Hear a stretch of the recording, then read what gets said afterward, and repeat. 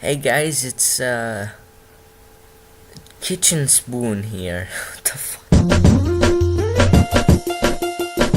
So today I'm going to be teaching you how to make a thumbnail that looks like this. It's basically from a guy called Africa, and he's a new guy who makes thumbnails for Pyrocynical, and I really like his style, so I decided to make a tutorial on it. Now, the first thing you want to do is obviously make a new fucking project. After you're done, you want to add in your background, and it's better that you blur it, because sometimes the backgrounds can be a little bit distracting. So I used lens blur, and you can play around with the settings, or you can just say okay immediately, or use a completely different blur. And afterwards you want to create a new layer, fill it with a color, and you have to have like some sort of a theme, so everything is colored in a variation at least of the same color. So I'm going to be using blue for this tutorial. You can also use a gradient, but I'm going to make it simple. Now you must play with the blend mode and the opacity until it looks good. Now we want to add in a picture. It's better that it's a PNG, then you can see the background, and the background wouldn't be just a waste of time. Then you might as well add in the text, which is very important, but sometimes you don't even need the text. Now you want to right click on the text layer and then go into blend options. You want to go then to gradient overlay, and as you can see I have gradient already that is gray. It's basically a replacement of the black and white gradient, and you can see what it is. Now I forgot to tell you, but you need to make sure that the text isn't tilted, so then you can make sure that the angle is 90 degrees pointing upwards.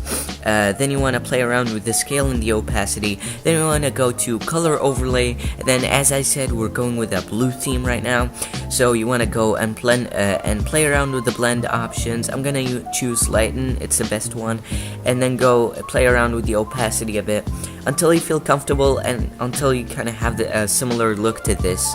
Now we're going to go to stroke, change the fill type to gradient, and I've already had a gradient, but you need to make sure that your gradient looks somewhat similar to this, and you shouldn't use black, but sometimes it's good to use black, sometimes it's not. It all depends on your thumbnail, so if it's bright you don't need to use black, but use colors similar that are darker. And if you want it to look dark, then you might use black. Now you want to play around with the scale and make sure that the angle is 90 degrees as well.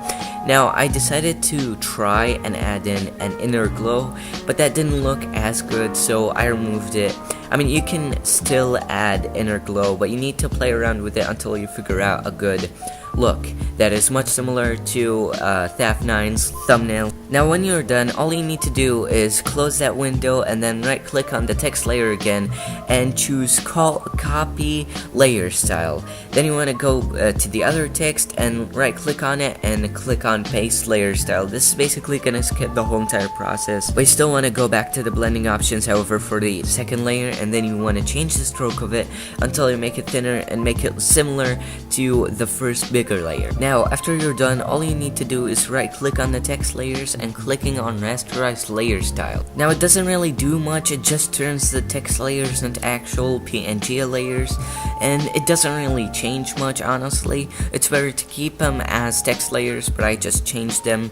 Now you want to duplicate the text layers, and then taking the duplicate and making it go underneath the original layer, and then you want to move the duplicate by pressing Ctrl T and then using the arrow key to move them downward. If the text somewhat appears underneath the original, you might need to move it upwards because we just want the stroke to appear. After you're done doing that, you need to do the same for the other text layer, and then when you're done, select the duplicates that you have moved downwards and then click Ctrl U. Now make sure that they're not text layers, because if the duplicates were text layers, then you might need to rasterize them, because otherwise this wouldn't work, but you don't need to rasterize the original. After pressing Ctrl U though, all you need to do is just going on lightness and making it a little darker. That will give it somewhat of a 3D feel. It's just a thing that Africa does in his thumbnail a lot. After you're done with the text, all you need is just to merge it down with the duplicates and then move them around as much as you want, because as I said, it's better that you don't tilt them, because all you need then is just to move everything downwards or on a 90 degree,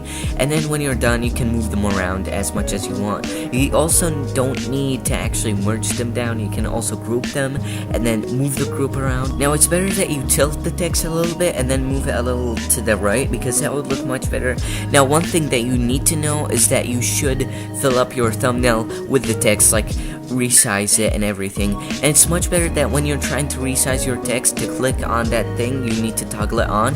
Then it wouldn't lose its aspect ratio, because when you don't toggle it on, the aspect ratio could be broken and it wouldn't look as pretty. Filling up your thumbnail makes it look much better, but it really depends on the subject of the video. But if you're doing commentaries or gameplay or even sometimes vlogs, it would look much better if you do it like this. Now, after moving the text around, all we need to do is create a new layer, create a clipping mask to the word the best, because it's behind the word attempt and we want to shade it a little bit. We want to add in some shadows. Select the brush tool, make sure that the hardness is at 0 and that the size is at 200 or 300 pixels. Make sure that the color is black as well, and we go back to the layer that you clipped at the word best and then do what I'm doing.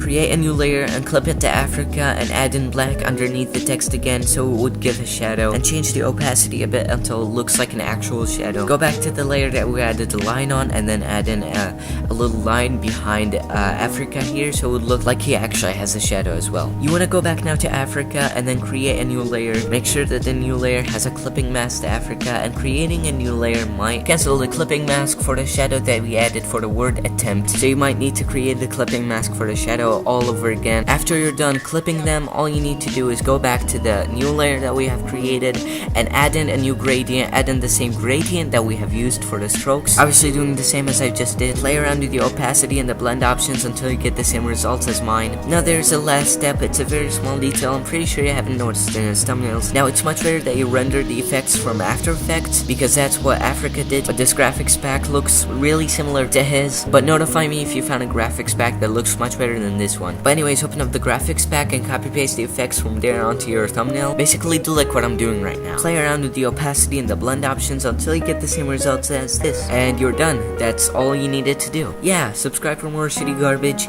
leave a like if this did help you, and comment down below what else you want to see a tutorial on, and a happy new year, and sadly I will be seeing you later.